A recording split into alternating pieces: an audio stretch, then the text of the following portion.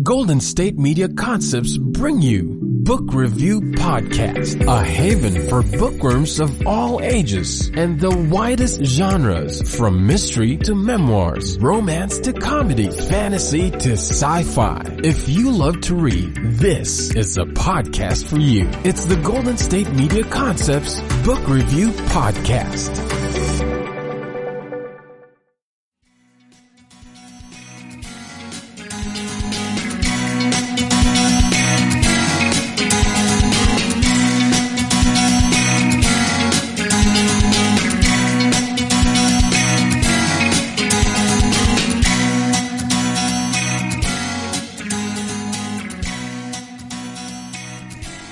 Hello and welcome to the GSMC Book Review Podcast, brought to you by the GSMC Podcast Network. I am your host, Sarah. I am so happy to be back with you.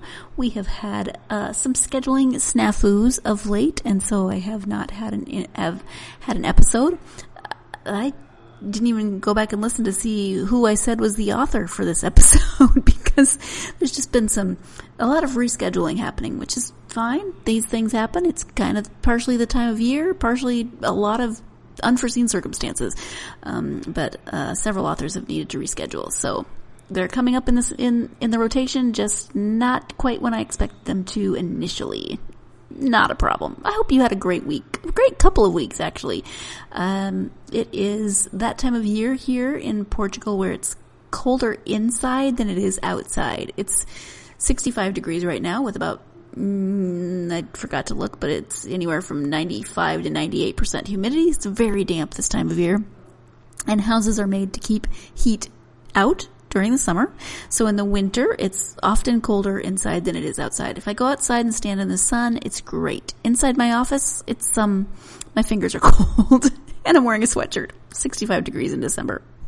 Nothing to sneeze at. Don't get me wrong. It's beautiful. We went for a walk the other day. We bring the dogs to the office and we like to take them for a walk at lunchtime just for them to get out and get some exercise and go use the bathroom, and for us to get out and soak up some sunshine. And I took my sweater off and was just walking in a tank top. It was that nice. So I really cannot complain, even though it sometimes seems ridiculously cold inside. But yeah, it is what it is. How is your December going? How's your holiday season going? Whatever holiday you may celebrate. Hanukkah just finished. So if you celebrated Hanukkah, I hope that you had a wonderful 8-night celebration. If you are getting ready for Christmas, I hope that's going well. If you celebrate Yule, that's coming up. If you celebrate Kwanzaa, that's coming up. I hope that all of your preparations are going well and they are what you want them to be. Family, friends, decorating, food, whatever your celebrations look like. I hope you are getting that. So, to today's author interview, we are turning our attention to historical fiction. I am interviewing Bryn Turnbull, and she is the author, as I said, of historical fiction. In this particular case, we are heading to Paris and Champagne, France, during World War II. The book is called The Paris Deception. Let me give you a description of the book. Sophie Dix fled Stuttgart with her brother as the Nazi regime gained power in Germany. Now with her brother gone and her adopted home city of Paris conquered by the Reich, Sophie reluctantly accepts a position restoring damaged art at the Jeu de Paume Museum under the supervision of the ERR, a German art commission using the museum as a repository for art they've looted from Jewish families. Fabienne Brandt was a rising star in the Parisian bohemian arts movement until the Nazis put a stop to so-called degenerate modern art. Still mourning the loss of her firebrand husband, she's resolved to muddle her way through the occupation in whatever way she can, until her estranged sister-in-law, Sophie, arrives at her door with a stolen painting in hand. Soon the two women embark upon a plan to save Paris's degenerates, working beneath the noses of Germany's top art connoisseurs to replace the paintings in the Jeu de Paume with skillful forgeries. But how long can Sophie and Fabienne sustain their masterful illusion? That is a description of The Paris Deception by Bryn Turnbull.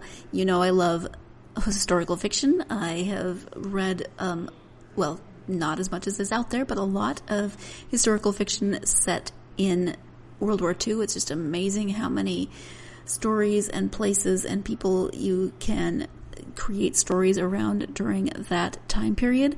And Paris during that time period, I don't know as much about, or I'm learning more about. I've read several books now, but before I started reading historical fiction set in France, and this has been many years, but I mostly knew more, I think, England-centric historical fiction for World War II, and of course some American-centric, since I am American. But I'm always fascinated to read the stories of the occupation or the war or resistance, however it is, in other parts of the world as well. And there are a lot of great books out there where you can learn a lot about what happened in other countries during World War II. This is one of them.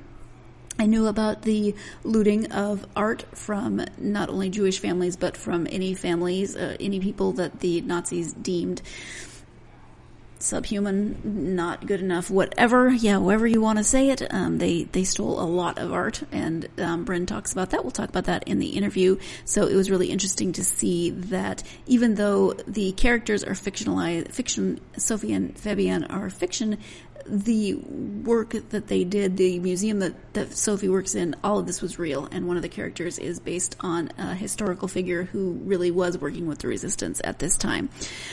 So I got to learn lots of interesting information from this book, and we're going to talk about that. So let's go ahead and turn to the interview so Bryn can tell you more about the book and her reasons for writing it, her research, etc. Again, the book is called The Paris Deception. Hi, Bryn. Welcome to the podcast. Hi. Thank you so much for having me on. Thank you for being here. I'm excited to talk about your book. It's historical fiction, World War II. But before we do that, if you wouldn't mind introducing yourself, just a brief introduction so my listeners can get to know you a bit, that would be great. Yeah, absolutely. So my name's Bryn Turnbull. I am an author of historical fiction based in Canada. I'm living currently in snowy Toronto. I've written 3 books. My first was called The Woman Before Wallace. My second is The Last Grand Duchess, about the Romanovs. And my third book, the one that we're here to talk about today, is The Paris Deception. Yes, and The Paris Deception, like you said, is what we're here to talk about. World War II, Paris, a little bit of the resistance work in Paris at the time. Can you give an overview of the story? Yeah, absolutely. So The Paris Deception kind of was born out of my interest in the art world during the Second World War, and specifically what happened to the art collections of Jewish families that were murdered in the Holocaust. Now, I knew sort of bits and pieces about the art experience in the Second World War. What I didn't know is that there was a German art commission called the ERR, the Einsatz Reichsleiter Rosenberg, which was responsible for not only stealing all of these art and cultural artifacts from Jewish families all across occupied Europe. They were also responsible for essentially setting up a gallery to bring high-ranking Nazis in, and these Nazis could pick which pieces of art they liked best and send them back to adorn their own walls. So my book, The Paris Deception, takes place in this museum, which is set up as a gallery of sorts by the ERR. It deals with a young woman, Sophie, who's an art restorer who happens to work in this museum. And she realizes what is going on, and she decides to take it upon herself, along with her estranged sister-in-law, to replace these paintings with clever forgeries. You mentioned that about your interest in finding out what happened to the artwork, which is a lot of it actually is still missing to this day, which is just crazy to me to think about that. So that was kind of your initial jumping off point. But Sophie and Fabienne are fictional characters within this historical fiction world. Can you talk about kind of your inspiration for telling your story, things that actually happened, but from 2 fictional points of view? Yeah, absolutely. So, there were real life resistance operatives who worked in Paris, worked actually in this very museum the Jeu de Paume to safeguard the collections of Jewish families. But the reason I chose to focus on a fictional character, Sophie, and her sister-in-law, Fabienne, is that I wanted to take a look at a particular sort of subsection of art that was targeted by the Nazis. And it was called, in German parlance, it was called degenerate art. Entartete Kunst. And what this meant is this was art that was not representational. It was modern art. Picasso, Dali, Van Gogh, these are all artists who would have been considered degenerate by the Nazis. And they ended up, just prior to the war, touring an art exhibition where they'd taken all of these pieces of so-called degenerate art out of public collections across Germany. They toured it across the Reich, and then they piled it up in front of the Reichstag in Berlin and burned it all. So it seemed to me that there was a really sort of compelling parallel to sort of draw about this notion of degenerate art and, these collections of Jewish families who, are also considered in this, twisted ideology to be, to be degenerate themselves. So this was a collection that I wanted to focus on. And in order to do that, I had to kind of place a fictional character very, very close to this artwork. And that's how Sophie kind of came to be. Yeah. And it's good because you can tell that story, but you might not have as much information about the actual people that were involved in this process. So you can kind of tell the overall story, but with a little leeway. Yeah, exactly. The resistance operative who worked in the museum was named Rose Valland. And I mean, she is an absolute heroine in every single sense of the word. And initially, when I started writing the book, I toyed with the idea of using Rose as my main character. But the more I kind of started to do the research, the more I started to get into the writing, it became clear that she kind of didn't want to be the main character. She wanted to sort of have this backseat role, which kind of was an interesting thing because people did not know that she was a resistance operative. And nor does Sophie in this book, which sets up a very interesting dynamic between the two of them. We are going to take our first break of this episode, but keep Rose in mind because we are going to talk a little bit more about her when we come back. Stay tuned. You're listening to the GSMC Book Review Podcast, and I will be right back. GSMC Beauty Tips Podcast gives you advice on everything from hair to fashion to skincare products. We'll talk about the latest trends in makeup, hairstyles, and anti-aging remedies. And we'll cover all of the newest fashion trends. If you have an interest in or questions about the beauty trends that might work best for you, the Golden State Media Concepts Beauty Tips Podcast has got you covered. Download the GSMC Beauty Tips Podcast on iTunes, Stitcher, SoundCloud, Google Play, or anywhere you find podcasts. Just type GSMC in the search bar.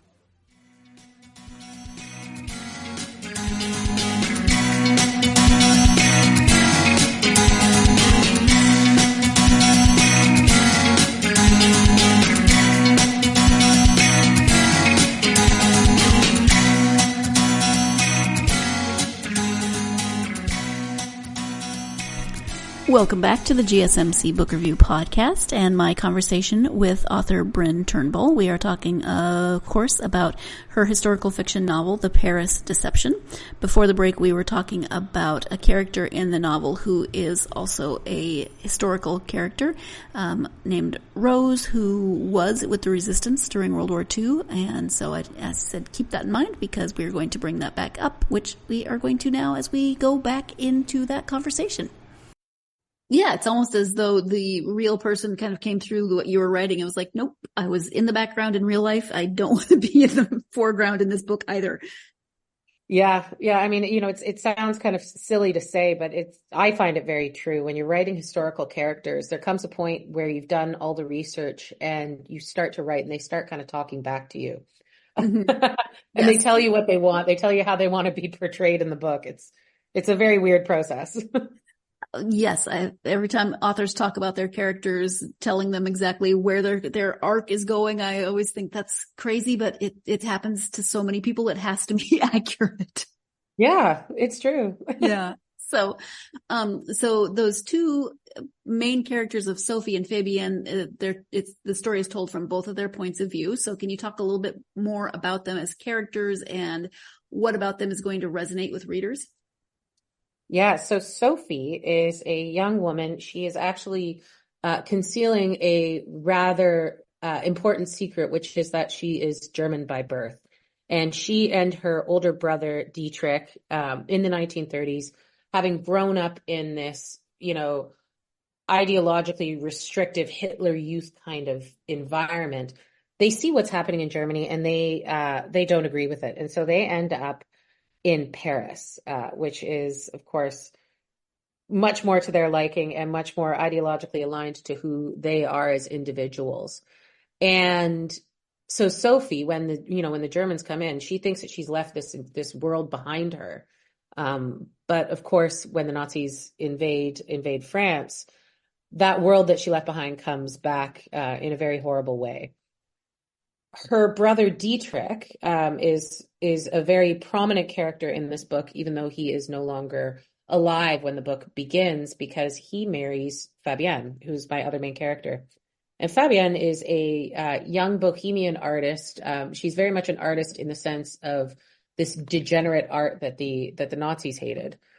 And she's a young socialist firebrand who has sort of this very deep wound at her heart, which is, of course, that her husband Dietrich has passed away. He gets murdered. This is not really a spoiler or anything, but he gets murdered just prior to the Nazi invasion.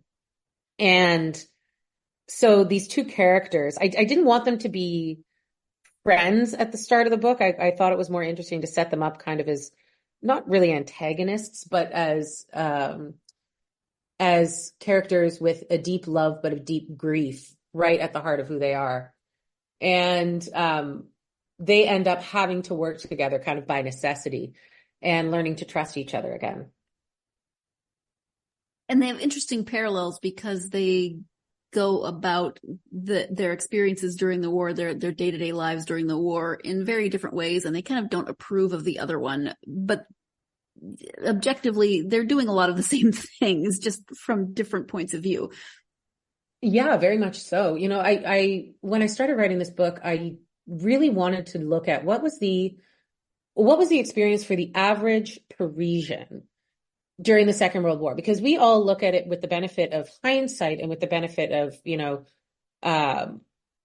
history behind us. And we all say, of course we would resist. Of course we would know what we would do. Of course we would stand up from the get-go. But the reality is that isn't what happened. 90% of people in Paris just were trying to get along. And so what does that look like? What does resistance look like if you can't join the resistance, the capital R resistance operating and blowing up train lines? And, what does resistance look like on a very, very, very individual level? And so that's kind of what I wanted to see through these characters' eyes. And then also, of course, what does collaboration look like? Because there was no guarantee that the Allies were going to win the war. So how do you go along with your daily life? How do you build a daily life during an occupation where you don't know if that's ever going to end? What are the choices that you make? Absolutely. Yeah. Yeah. And it is crazy to think, because we do come at it from our own perspective. We know that the war is going to end, that the Allies are going to come in and liberate France, etc. But people then did not. And I would imagine that maybe some readers, but certainly people living at the time might not see what Sophie and Fabienne are doing as that important in terms of like overall resistance. But it's A, what they know, B, what they can do, and C, actually very important in, just in that preserving of culture and art and beauty. Yeah. I mean, and as you said, sort of at the top of our conversation, this is an issue that still is ongoing today. There are still, I think the number is 100,000 works of art that were looted by the Germans in the Second World War that are still not accounted for. And these are works of art that belong to the descendants of their original owners, of these Jewish families. And so it is still very much a problem, and it's still very much an issue that is affecting the art world and the descendants of survivors and those who perished. It's still very much affecting them today. That number is mind-boggling. I mean, that's what's left. The amount that was stolen in the first place, just every time I think about it, is incredible. Yeah, they estimate that the Nazis stole 20% of all of the art in Europe during this war. Yeah, wow. So can you talk a little bit about writing from these two different points of view? Were there any particular challenges in writing it that way? Or, I mean, it definitely tells the story from multiple points, but just talk about the writing experiences and, any successes or challenges that you experienced. Well, this is my first book that has two main protagonists and, two narrators. So that was an interesting challenge, just in the sense of trying to kind of jump from one voice to another. I know a lot of writers who are able to write an entire book from one character's perspective and then the entire book again from the second character's perspective and then knit them together. My brain does not work that way. That is too many spinning plates. For me, I tend to write linearly. So that means jumping back and forth between each character's voices every chapter, which of course has its own challenges, because say a chapter takes sort of a few days to write, you have to think back to, okay, well, what were we talking about the last time that we caught up with Sophie? What was in her mind? What are the things that are propelling her at this particular moment in the story? So I found that very challenging, but also very rewarding, being able to kind of thread in the different experiences of different characters so intimately. Sophie and Fabienne, I look at them as two sides of the same coin. One's German, one's French, one is one is gay, one is straight, one is introverted, one is extroverted. And so to kind of be able to play with those dynamics was really, really interesting. Just in terms of, from an artistic perspective and from a creative perspective. Did you use any particular tools to help keep everything straight for yourself? Scrivener. Okay. I love Scrivener. That's my absolute favorite. Do you consider yourself more of a plotter or a pantser or a plantser? I am definitely a plotter. I think in historical fiction, I would find it very, very difficult to write historical fiction without having that sort of undergrounding of the plot there. And particularly, a book like this, which is kind of a historical thriller in a sense. I need to know all of the machinations. I need to know kind of where all the trapdoors are in the story, so to speak, in order to get it kind of to the finish line. I also find I have to do so much research ahead of time into the time and place, what's going on politically, socially, culturally, economically, what's happening in Paris and then in Champagne, which is sort of a secondary plot in the story, and then what's happening in Germany pre-war, all of these things. If I was doing that by the seat of my pants, I don't think I could. I think I'd collapse. Makes sense to me. Yes, I'm always fascinated by people who are just pure pantsers, and they kind of know where the story is going to end up, and how they get there is even a mystery to them. So it's like alchemy. It's magic. Yeah, it's something. Yeah, it's amazing.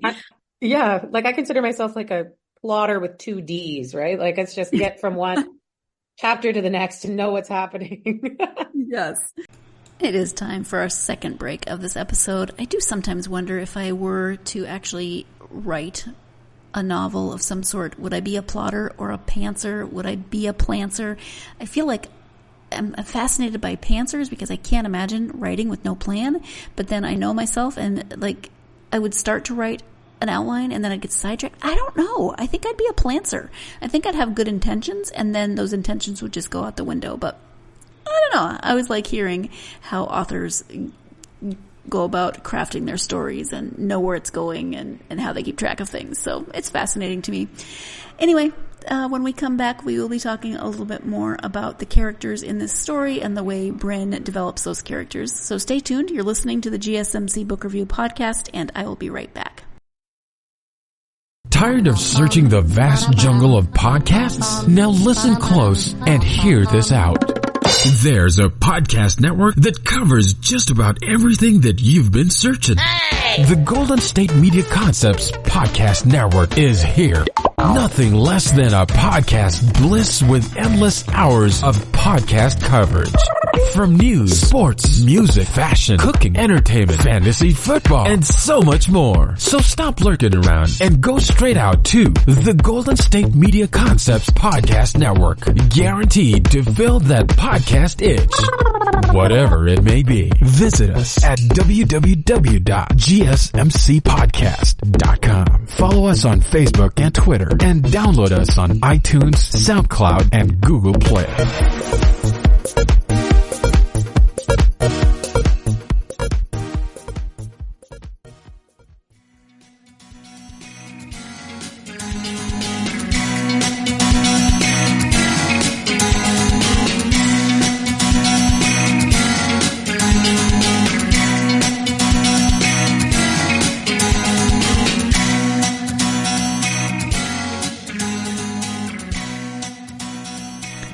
Welcome back to the GSMC Book Review Podcast and my conversation with Bryn Turnbull. We are talking about her historical fiction novel, The Paris Deception. Let's return now to that conversation.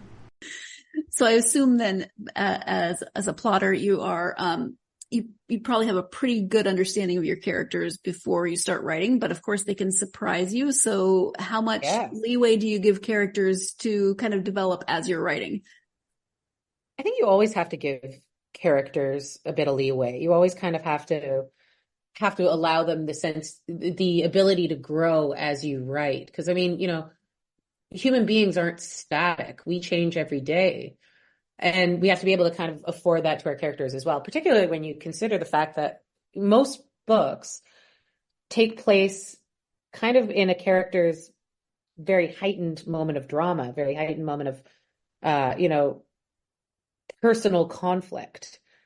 So I'm always interested to see kind of how the character develops from the starting point that I give them. Like, I know their whole backstory, that I develop the backstory for each of the characters. I know their childhood traumas. I know where they grew up. I know what they did in their spare time, and all of that kind of feeds into when I set them on the page and say, run, feeds into that, like, okay, what are the observations that they're going to make that would be different from mine, and different from each other's, and that's kind of fun. I really enjoy that whole process. But yeah, definitely a lot of preliminary work goes into getting them to page one, I'd say. And as part of that, as well as preparing to write, historical fiction requires so much research, a fraction of which actually shows up on the page. But was there any particular research that you did that was surprising, or, just sent you down a massive rabbit hole? Talk a little bit about the research. Yeah, well, I mean, the thing that really kind of chilled me in the research process was looking into the experience of young people growing up in the 1930s in Germany, and the level of indoctrination that they endured from the time that they're 2, 3, 4 years old. Sophie and Fabienne experienced that. They're slightly older when Hitler comes to power. They're in their teens, but they get kind of drafted into, for Dietrich, the Hitler Youth, and for Sophie, the BDM, which was the female equivalent of the Hitler Youth. And just the experiences of what these people went through, and particularly young girls who were very much seen as essentially breeders for the war machine, was really very, very, very chilling. And kind of when I came across that in the research, I knew that I wanted to explore it in a certain way. I knew that I wanted to kind of look at the pain that was inflicted upon these children from a very early age. So that was definitely like a big, deep, dark kind of research period for me in writing this book. One that was a little lighter was actually the Champagne region and what happened in Champagne during the Second World War. I needed a place in the book for my characters to hide all of this art that they start stealing out of the museum.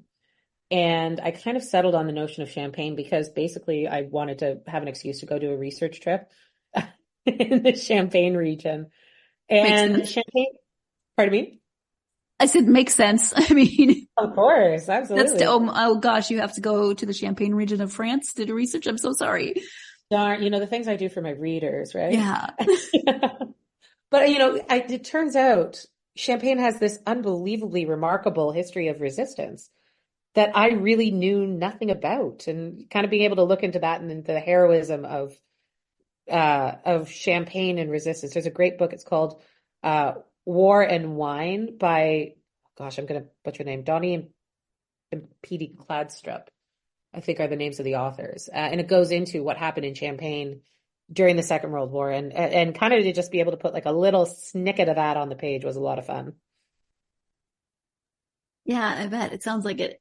And earlier when you were talking about that rabbit hole of what happened in the 30s, we so often think of World War II as just that period in the 40s, when it really was a world war. It's easy to maybe not forget, but not always be as aware of everything that led up to it, and living there and experiencing that and just the amount of indoctrination that was happening is, I can imagine you would be stuck in that rabbit hole for a long time, because even the little bits that I've read and delved into are just mind blowing.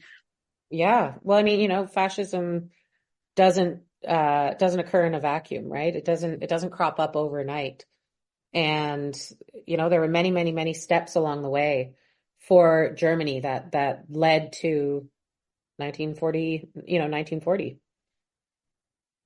Absolutely. Yes. So what about historical fiction draws you to writing within that genre?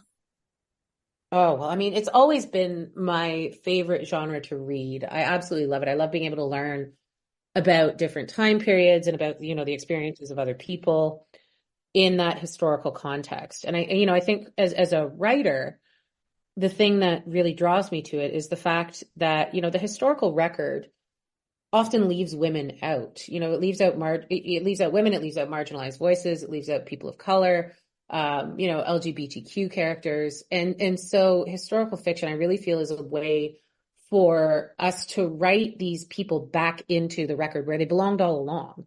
I think that's one of the reasons that historical fiction is such like a female driven genre, is because, for the vast majority of recorded history, certainly in the Western world, the victors wrote the record, and those victors were always men. So women's stories have not been really kind of given their due. So being able to kind of go in and find these stories and sort of share an experience of what these women in the past might have, how they might have lived, I think is just such a privilege to be able to do that.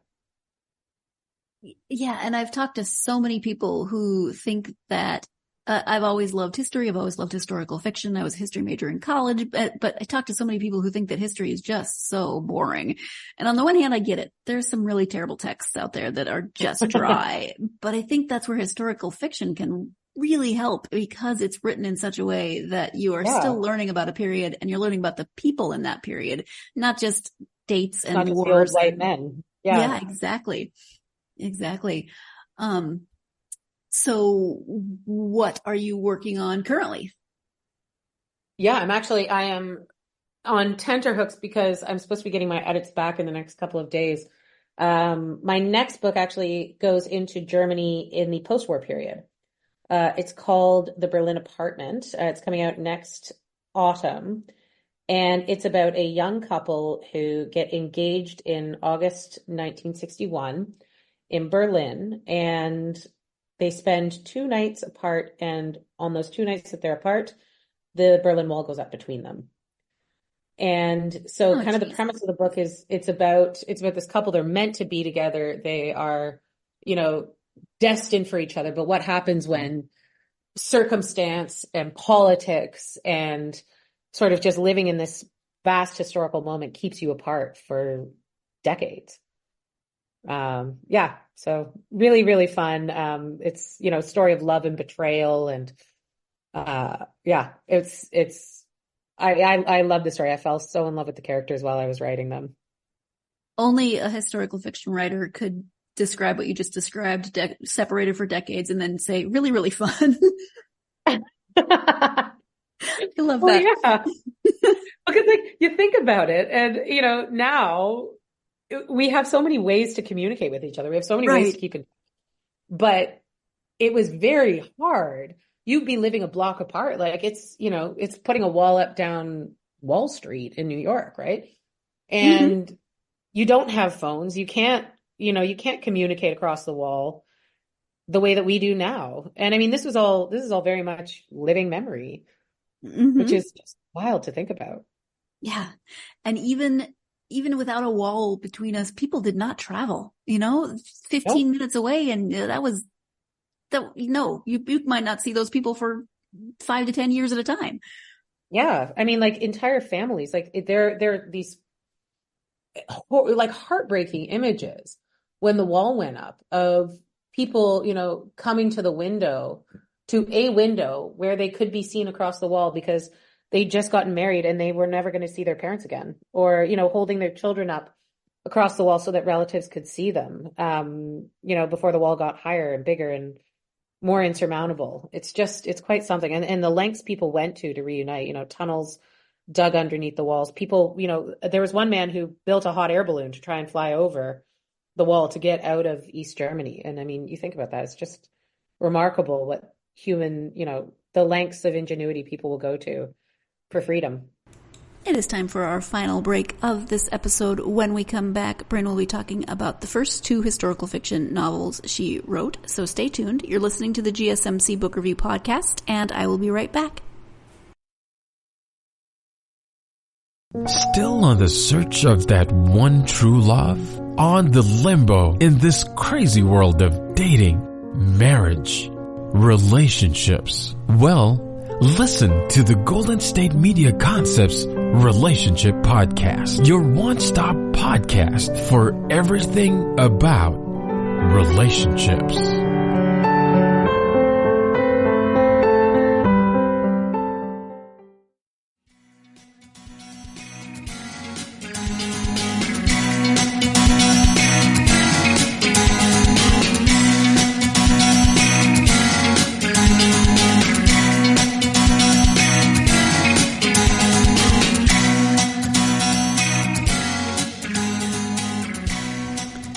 Welcome back to the GSMC Book Review Podcast and the conclusion of my interview with Bryn Turnbull. Before the break, Bryn was talking about the new book that she is working on, and part of that story involves the fact that a couple gets married, and then before they can begin their life together, the Berlin Wall goes up, separating them. And so just wanted to remind you of that conversation because we are picking it up here in the next comment. Let's return to that interview.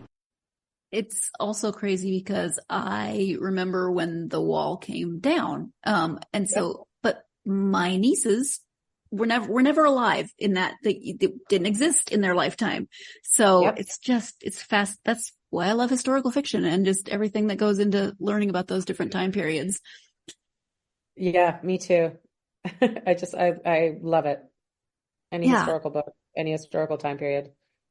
Third historical fiction novel. Do you want to talk about the first 2 at all?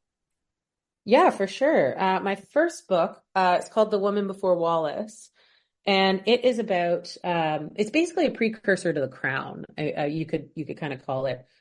It's about a woman. Her name was Thelma Furness. True story. She was mistress to Edward VIII, the Prince of Wales, as he was back then, in the 1930s. And she had a very good friend named Wallace Simpson. And the reason Edward and Wallace got together, and the reason the abdication crisis happened, and the reason that Elizabeth II ascended to the throne is all because Thelma had to leave Edward for a period of about 6 weeks in the early 1930s. She takes Wallace Simpson out for lunch to the Ritz Hotel and tells her Edward's going to be very lonely without me. Will you look after him while I'm gone? And she comes back, and Wallace has done a bit too good of a job looking after Edward.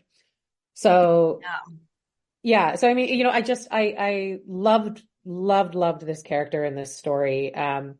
Thelma not only was involved with British royalty through Edward, but also she was very, very close to American royalty, so to speak, because her twin sister, Gloria, married into the Vanderbilt family.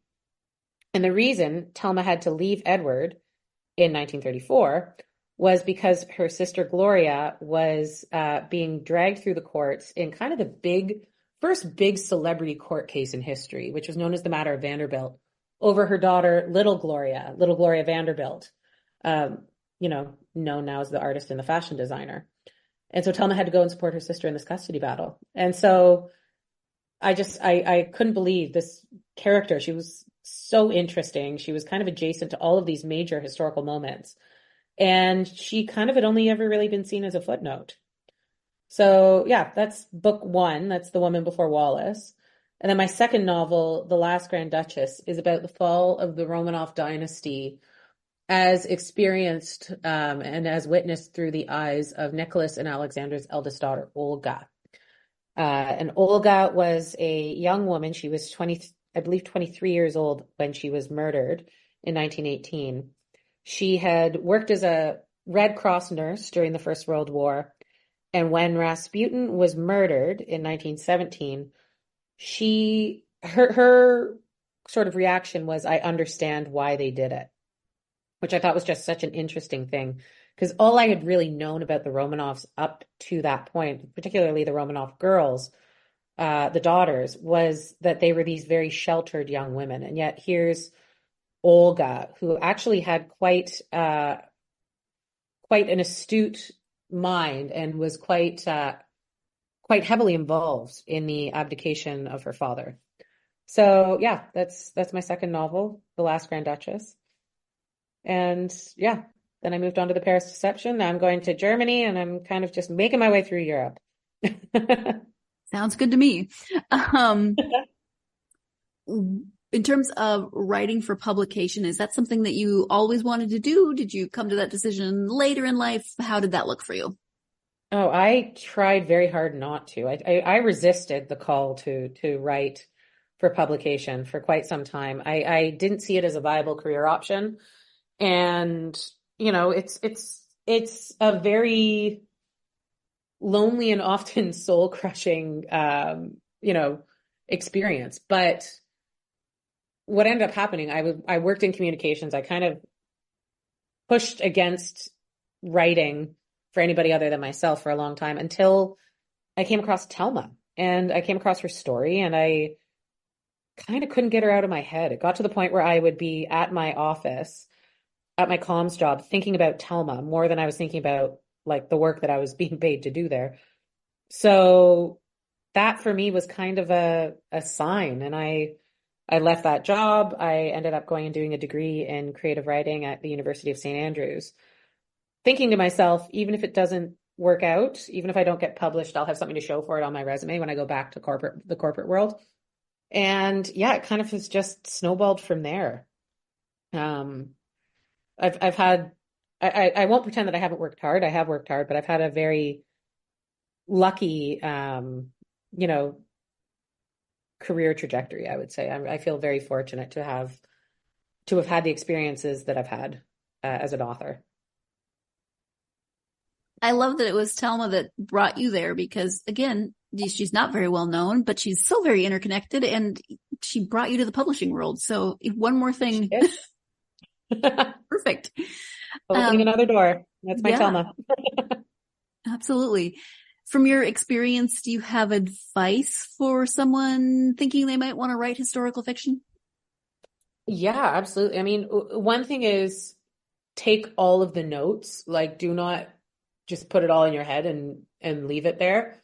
Take all of the notes on all of your sources, on all of your research, because the number of times where I've had to go back into the annals of my dusty little brain and think, where was that one little piece of information, is just the absolute worst. So I would say, like, copious notes. Do the research, because you're never going to get it 100% right. There's no such thing as 100% right in any work of art. But, do the research and really engage with the historical time period, because if you're not engaging with it, if you're just putting your characters into that time and place because you love the costumes or the setting, that's not a good enough reason. They have to kind of interact with the world around them, and they have to be kind of shaped by the world around them. So I'd say really enjoy that process, because it is a lot of fun to be able to create those characters. Thirdly, like your characters. You spend a lot of time with them. Even when you're not at your desk writing, they're in the back of your head chirping away. So make sure that you enjoy spending time with your characters, because you spend a lot more time with them than you think you will. For sure. Yeah, if you don't like them, probably your readers won't either. Yep. You mentioned that historical fiction is one of your favorite genres to read. Other favorite genres and favorite authors when you're reading just for you? Oh, when I'm reading just for me, well, I love, Kate Quinn, of course, my absolute favorite historical fiction author. She's just absolutely wonderful. I've read, I just finished Maggie O'Farrell's Hamnet, which I thought was a really, really interesting work, again, of historical fiction. When I'm not reading historical fiction, I love Neil Gaiman. He's one of my favorite authors of all time. I have read pretty much everything he's ever written. And I love that he writes across genres, which is really, really, really fun. And then in terms of wonderful, luscious beach reads that you can really sink your teeth into, Carly Fortune is just at the absolute top of her game. Her most recent novel was just thrilling, so much fun. Yeah. All right. Thank you. Those are my top at the moment. Appreciate it. How about internet presence, website, and any social media where people can find you in case they want to learn more about you or interact a little bit?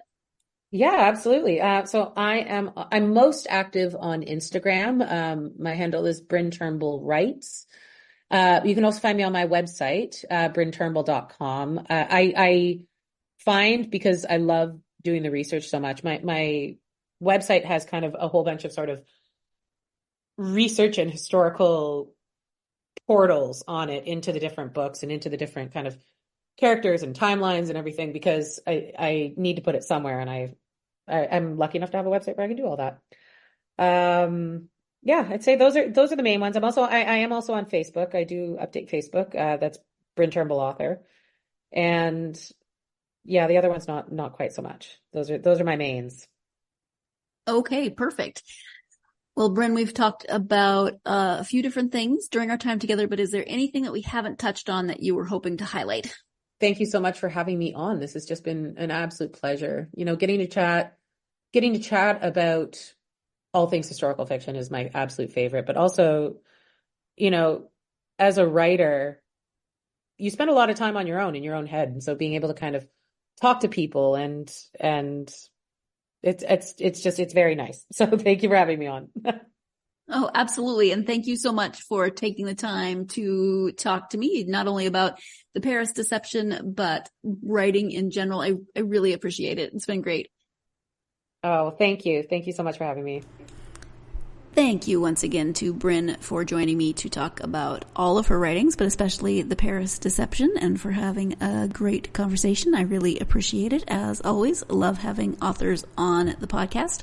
We're getting closer to when it's not enough time to buy presents for the holidays, but you don't have to have a reason to buy a book, especially one where you can learn something. So historical fiction books are great for learning about a time period or a place or people that you might not have known something about. So if you are at all a fan of historical fiction, I definitely encourage you to check out The Paris Deception, maybe some of Bryn's other books as well, and buy it for yourself for a late Christmas present or a New Year's present, whatever. I'll find a reason for you to buy a book. Just ask me. I'll make up holiday for you. But thank you to Bryn, and definitely check out this book if you are interested in historical fiction, in Paris, in World War II, etc. I hope you'll join me for the next episode when we have a returning author. If all goes well, no scheduling snafus. Returning author Allison Levy will be joining me to talk about the first book in a new series that she is working on. We're going to fantasy this time, so the main character is a witch, and we'll be hearing more about that book when Allison joins me. So hopefully you will join us as well for that conversation. In the meantime, as always, if you're a fan of this podcast and want to help in any way, there are several things you can do to get the podcast out to more listeners. First, of course, you can like, subscribe, follow on whatever platform you listen to the podcast on. That way you'll always get new episodes when they come out. You won't have to guess about scheduling snafus. You'll know when there's a new episode out. You can also leave a review on those platforms, written or starred. Great, wonderful, very helpful.